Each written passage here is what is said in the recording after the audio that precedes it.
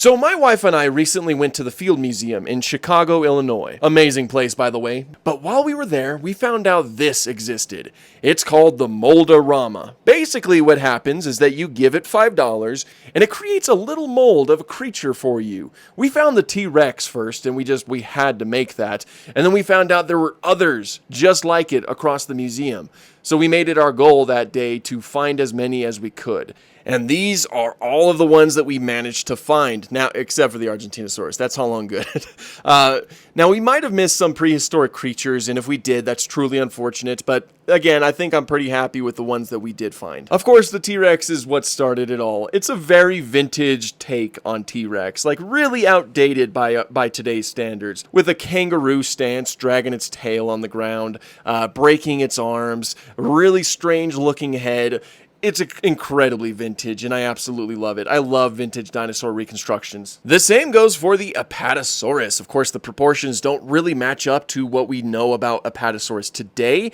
The head shape, for example, is not correct. Apatosaurus and Diplodocids in general typically had a longer, like a thin, elongated snout, as opposed to this really reduced thing that you see right here. It's also dragging its tail around, which is something that Apatosaurus did not do, and it's got a little bit more of a sprawled stance, which of course is not too correct either. There was also Ankylosaurus, and it too is a little bit more outdated.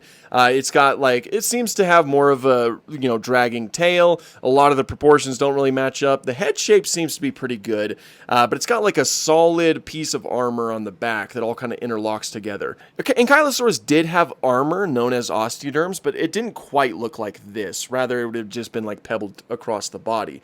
Unless that's exactly what's going on right here, and it's just, it's hard to tell because of the singular coloration. Either way, it's very cool. Now, this is one of two that's actually pretty dang accurate. This is Quetzalcoatlus, of course. The machine was right next to this giant Quetzalcoatlus statue, so quite fitting. And it seems to be pretty good. It's probably not perfect, but it certainly looks a lot like a Quetzalcoatlus. With that beak shape, the way that crest looks, the fact that it seems to have small, little feathers, all of it seems to match up to Quetzalcoatlus, and I love it. And there's also this fellow right here, which is Archaeopteryx. It's a good idea for them to have one of these too, because there is the Chicago specimen at the Field Museum, which is an amazing specimen, by the way. And this too seems to be a little bit more on the accurate side. It, of course, has feathers. The head shape seems to be generally all right, and the whole body seems to be pretty good.